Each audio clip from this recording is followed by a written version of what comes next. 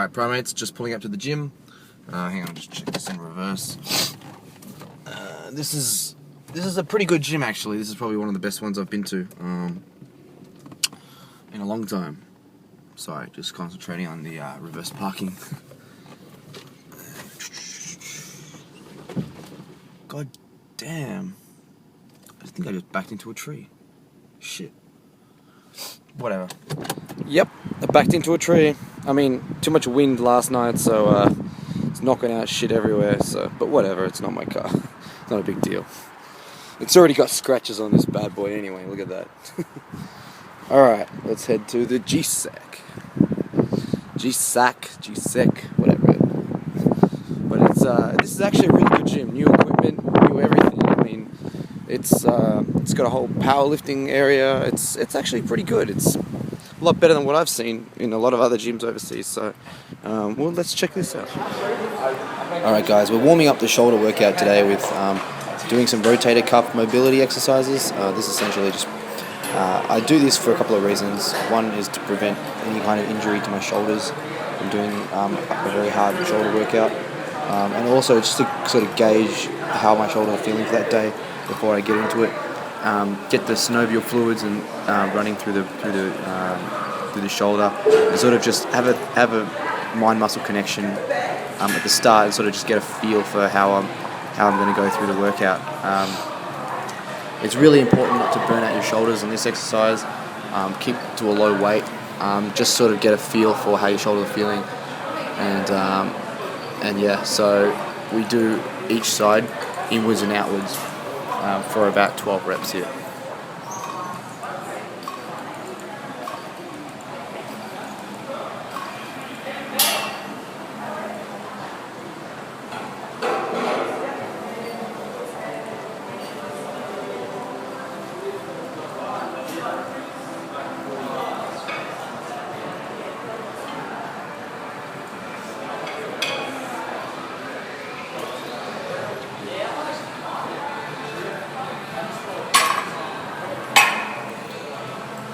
We now move on to scarecrows. This exercise just does a different type of contraction to the rotator cuffs, sort of raising the rotator cuff backwards versus sideways on the previous exercise.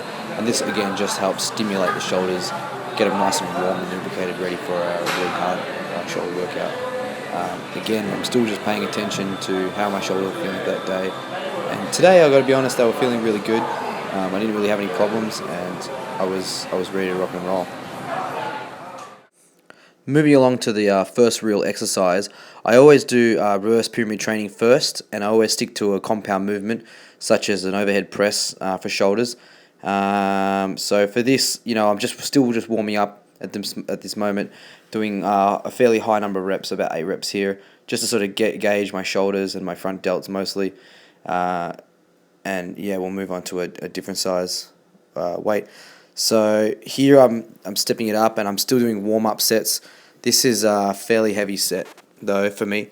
Even though it's a warm-up, it was quite intense, and so I thought I was feeling quite good. So I thought I'd raise the weight up today that I normally would do.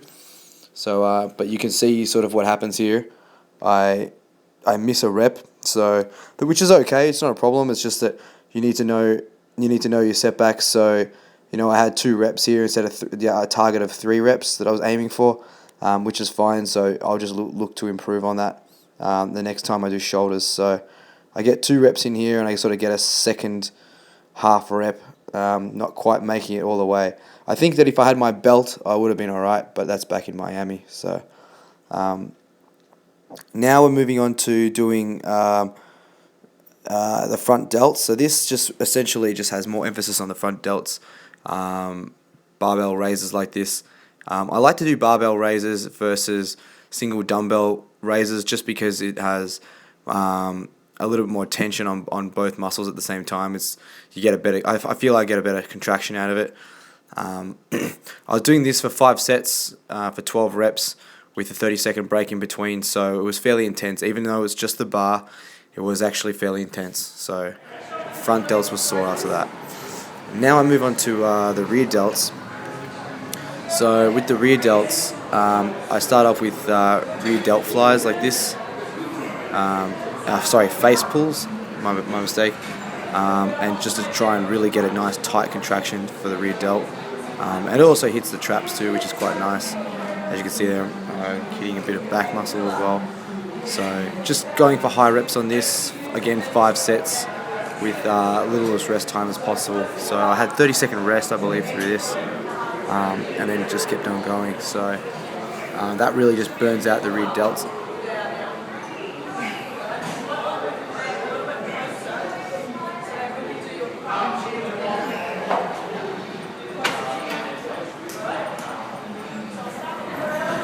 Alright guys, now we move on to rear delt flies. So I go heavy on the first set, and I do a superset with this, so I think I'll go 8 reps on this, and then we go 12 reps in the next set. So I did 4 sets of this in total, with a 1 minute rest in between. This really is a good exercise. All you have to do is just sort of be in a skiing kind of motion, bent right over. You should be looking down. I was looking a bit up on this, but you should be kind of looking into the corner of the wall and keeping your posterior chain straight.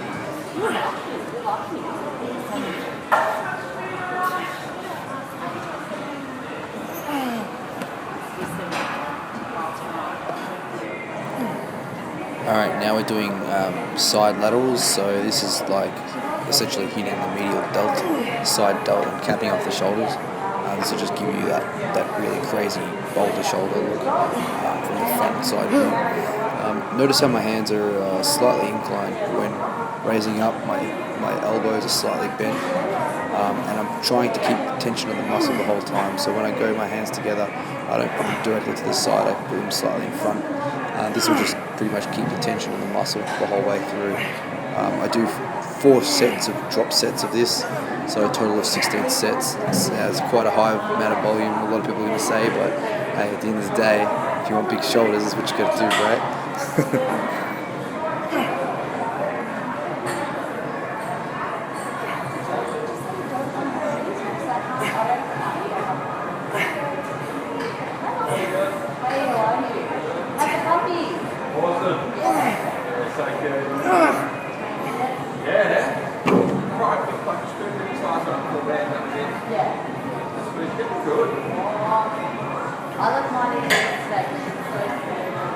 Really?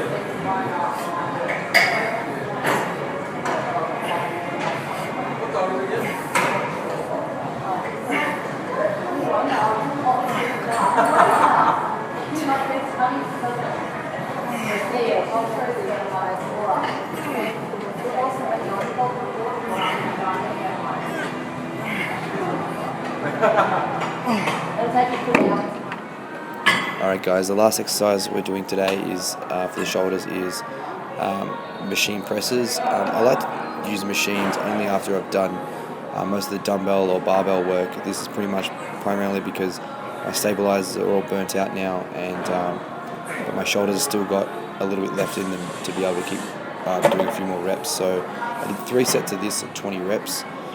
This is just really just to primarily burn out the rest of my shoulders and make sure that they're totally sore in all the delts, the anterior, posterior, and medial delts.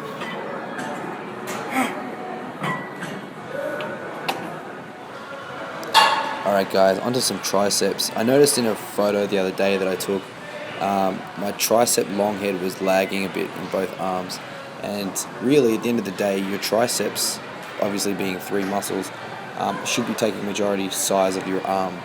So if it's not, then you need to be working on at least focusing on the bigger parts of the tricep, that being the long head. So here I'm doing these kickbacks with cables, and this feels really goddamn amazing. I mean, this is a really good exercise. I hate the dumbbell version of this, but the constant tension on the cable with the cables is fantastic. It just felt really good. Got a crazy pump out of it, and then I supersetted it with another exercise.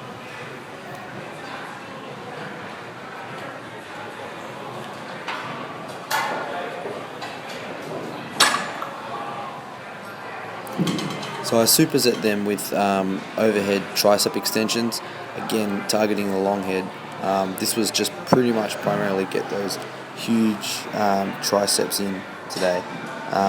just focusing on high reps, good form, and notice how my elbow is staying in the same position the whole time.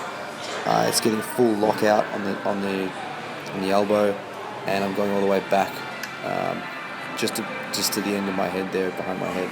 So I'm getting full contraction through the tricep, and I get to at least 17 reps in, and I'm just burning by this stage. So I did 4 sets of this superset with a minute and a half rest in between. I didn't record it, but I also did a bicep routine too, which was similar to the side lateral raises. Alright, I just got done at the gym. My triceps are burning. My shoulders are just killing. And I've noticed they're selling these things, man. These Under Armour things on sale. Look at the price, $54. In the States, this would be like double the price. So I think I'm gonna grab this. This is pretty good for compression. Good for like leg days and things like that. And doing any kind of strenuous cardio to stop the sweat. So yeah, picked up a pretty good deal. Just got done after my workout, and I'm pretty exhausted. My body is demanding some glycogen right now. So we're gonna go ahead and make a glycogen drink. This is pretty ghetto, I'm warning you. So I don't have any vitamin C or blackcurrant juice or anything like that, or apple juice to spike the insulin a little bit. So watch out. Primates, we've got some of this blue heaven, electric heaven stuff, whatever it is. You're meant to put it on desserts, but I don't know if you can see the nutritional there, but it's basically straight sugar. Which is good for us right now. Got some creatine here, double scooping, hitting around 10 grams. I'll just turn this on, and it's got a kettle boiled, ready for this. And I got some strawberries. I like strawberries. So yeah, let's go ahead and make this pretty ghetto drink. So I think the serving size is what do we got here? 25 grams, so we're going to double serving of that. I'm going to just squeeze that in there. So we'll go for 50 grams. That's about 30 something. Alright, 43, 46, and right on the money, 50 grams. Okay, right, I'll take it over to the kettle. Like I said, this is pretty ghetto, so, it is what it is. Alright, pour it in. Alright, get a spoon. Mix some of this up. Make sure it's nice and good. Right? All that glycogen, look at it. Straight sugar. This is about 50 grams worth of sugar right there. It's all good.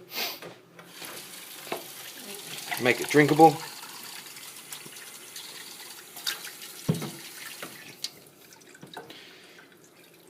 And I'll just add the shaker cup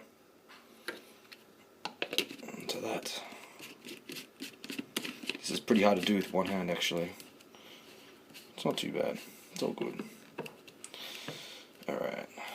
Shake that bad boy up. Alright, let's try this ghetto glycogen drink. Hang on. Here we go.